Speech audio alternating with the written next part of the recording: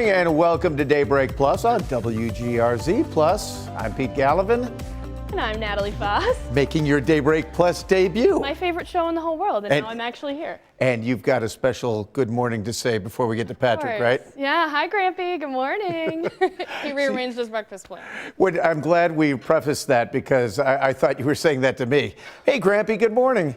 Hey, Grampy Patrick, we've got some winter weather on the way. Yes, huh? And Natalie, being on this show, your career has hit its pinnacle.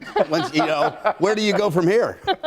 You're on WGRZ Plus. The meaning. I don't think you understand the meaning of the word pinnacle.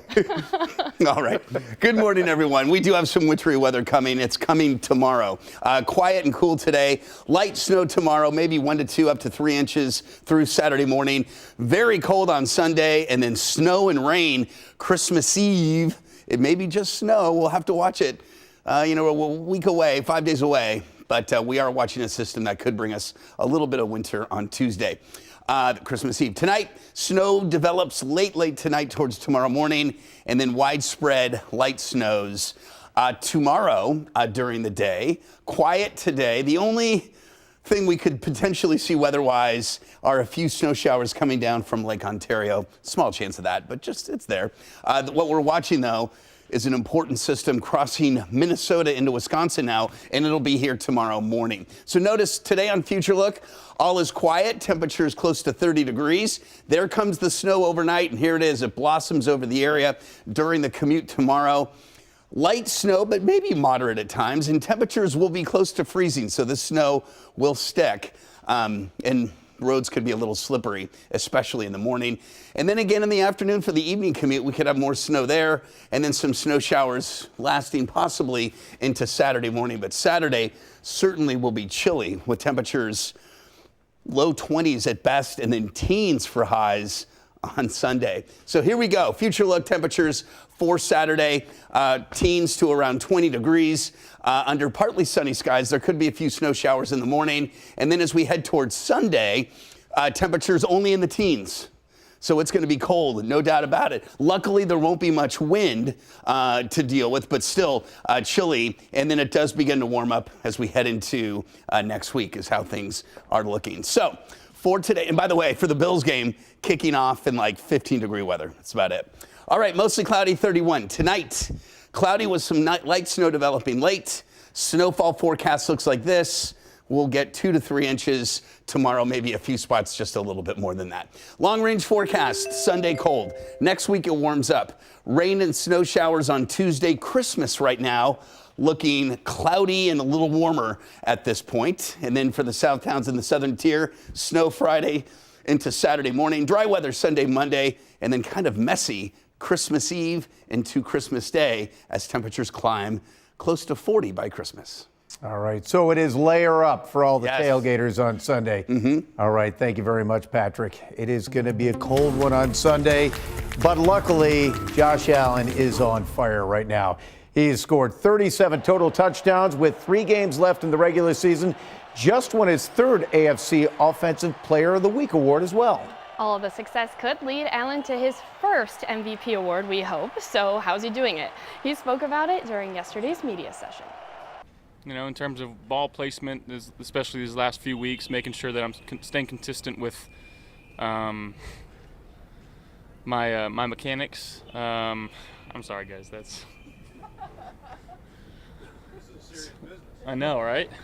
I mean, we get to have fun.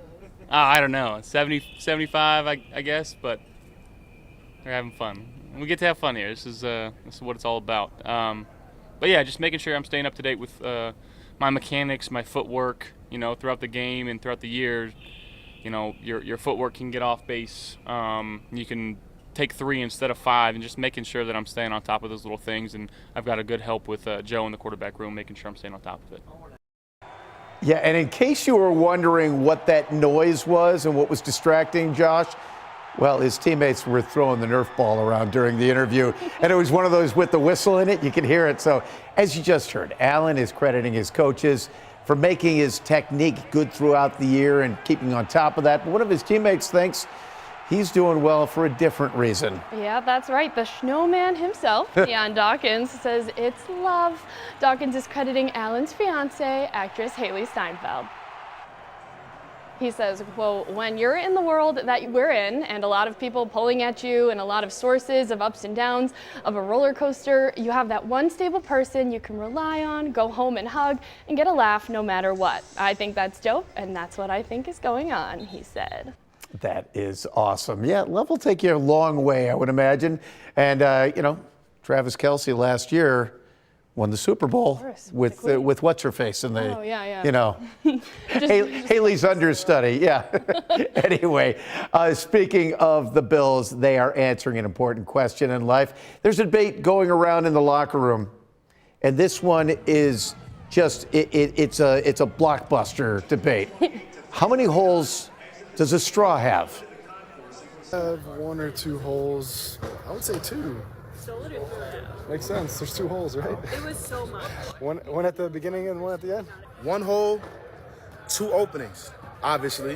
One, something has to separate the 2 holes, like a tunnel. So think about it. When you dig a hole, you gotta climb back out the same direction. But if you dig a hole, it ain't no other side. It's just a hole. But if it's 2 holes, something can come in one way and out the other way. So a straw technically is just a tube. It might not be 2 0 holes. 0 holes. Infinite. There you go. What do you think? I think it's 1. It's a tunnel. Yeah, it's like, a come tunnel. on, it's got to be a tunnel. I don't think that there's 2. Just because there's a start and an end point doesn't mean that there's 2 holes. Yeah, it's one end of the tunnel and the other end of the tunnel. 2 holes to get in and out of the tunnel. It's 1 hole. Come on. I think Keon Coleman was onto something there with just like if you punch through a wall and it's, you know. Yeah, okay. I know you can't have 3 because then the air escapes and you can't get anything through it. So, but anyway, new since Daybreak, Frito-Lay is issuing a recall of these popular potato chips. Yeah, they're the classic Lays. You know, the product may have undeclared milk in them. The FDA says people with a sensitivity to milk could suffer from a life-threatening allergic reaction. Now, if you have an allergic reaction to milk, you should just throw the chips away. But yeah, nothing harmful. It's unless you're allergic to milk. They just didn't list that on the ingredients there. And a quick look at what we're working on today. The former owner of this guy, Albert the Hamburg alligator, says he'll be in court this morning. The owner, not the alligator. He filed a lawsuit over the summer claiming the DEC should have renewed his license to keep Albert and that their reason for denying it was just not based in fact. You know, I think there should be a leash law for alligators outside. I so agree. And the sounds of the holidays are filling Kleinhand's Music Hall. The Buffalo Philharmonic Orchestra is back with their Holiday Pops concert at the hall. They'll play holiday favorites alongside vocalists and the Hamburg Middle and High School choirs. Doors just opened a few minutes ago, so there's still plenty of time. The orchestra is going to raise their instruments at 10:30. This was always the school kid concert. Holiday season, they would bring in a bunch of kids from different schools, and it was kind of a highlight of the week when I was a kid. Yeah, it was awesome. And the Sabres are back at practice today with the good news, they've got a lot to work on. It comes as they're dealing with an 11-game losing streak, and they just got routed by the team, one of the few teams that was behind them in the standings, and I say was. They lost to the Canadiens 6-1 in Montreal. The Sabres play the Maple Leafs tomorrow night at 7 o'clock at KeyBank. And I'm going to be tuning in just because I know how many Toronto Maple Leafs fans already come down for Sabres games, even when the team is good. And you were saying it's going to feel like a Leafs It's going to be a Leafs home game. Oh. I can feel it. It's going to be 2/3 of the blue and white, I'm Maybe sure. the Sabres will pull an upset, and then it'll be great to watch them all leave crying as they leave KeyBank. Yes, as the Leafs are falling. Yes. Even after fall. That's good. But, yeah, you know what? They did well on the West Coast, so maybe a road game is good for them at this point. Yeah. Well, we are celebrating Western New York, city of good neighbors, living up to its reputation this holiday season. 2 young people possibly saved a woman's house from burning down. Go ahead and take a look. I'll put it in the snow. We can't answer the door right now, but if you'd like to leave a message, you can do it now. Your outlet was on fire. Hi, man. We just was walking by and your outlet was on fire. We put it out and unplugged it. We just trying to get your attention, let you know your outlet caught on fire. And it burned up your sidewalk and everything. Yeah, so we just unplugged it, make sure everything was okay. We gonna unplug this one too, to make sure everything good. Yeah, no, just unplug it from the wall. Yeah, you have a good day, and hope everything okay. So the homeowner's name is Tiara Miller. She posted the Ring camera footage on social media because she wanted to find the guys and say thank you. It went viral. On TikTok, it had 5 million views, and Wow. she found them within 15 minutes.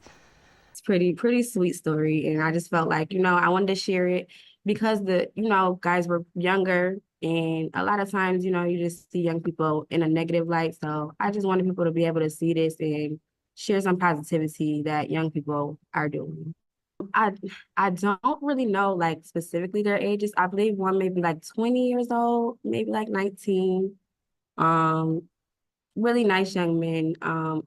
One of them actually used to attend the school that I work for. So that was pretty cool to find out too. Just to see him, be able to share with some of his former teachers the good that he's doing now. That is so cool. And she says that there's 2 things she's going to do. She's going to find a way of saying thank you a little more personally to the 2 young men who helped her out. And she's also going to get the electricity checked out. Oh my gosh, Make sure that doesn't happen again. I first saw that video and I was like, oh no, there's, young people who are destroying Christmas decorations. And then when it takes that turn, Yeah. you think about, all these young people these days, all they're doing is watching TV and looking at their phones, but they were walking down the street, noticed something was awry and decided to help. So. And then also gave her the explanation of what went wrong. That was so cool. She tuned into her Ring footage and was like, what are they doing on my front lawn? Yep, for sure, for sure. All right, well, speaking of the holidays, we are a little less than a week away from Christmas, and we're getting an idea of what gifts people might want. Top 3 gifts desired by both men and women: money, clothing, and gift cards. I hate getting that specific. Money, clothing, and gift cards. That's according to Statista's, that's how you pronounce that, or the Consumer Insights Report. So what is your favorite Christmas gift you ever got? Well, when I was, oh gosh, this is a hard one. When I was like 3, I got a Barbie, The Princess and the Pauper Barbie, my first Barbie. Oh, nice. And also a copy of the disc. I still have the DVD. It's an original copy, and I play it every single year because I love it so much. Very cool. Yes, that's my favorite one. What about you? What did Santa bring you? Well, you remember the gifts when you were kids? Oh, yeah, for sure. And my grandfather, who served on an aircraft carrier through World War II and Korea, sent, and there was just this huge box, sent it up from Norfolk, and it was a miniature aircraft carrier that you could launch planes off of. It was just so cool. I was probably 5 years old at the time, if that, and I still remember opening that and just, being blown away. But yeah, and now's your chance to ask Grandpa for whatever you want. Well, so my grandfather is a really accomplished woodworker, and actually for my graduation, he made me a beautiful cedar chest, which is stunning, but he'll always make my family something, so he learned how to do stained glass one year and made the most beautiful lamps. I mean, he's made clocks for each of the families, my mom and her 2 brothers, and it's always beautiful. Yeah, it's incredible. The best part of the season is the traditions, and every city's got their own traditions. When I was a kid, we'd go down to Main Street, downtown shopping. AM&A's had the Christmas windows. You'd be 5 deep in there. And I know you're from the Rochester area. Sure. It's pronounced Chilai, by the way. I lived there too when I was working out there.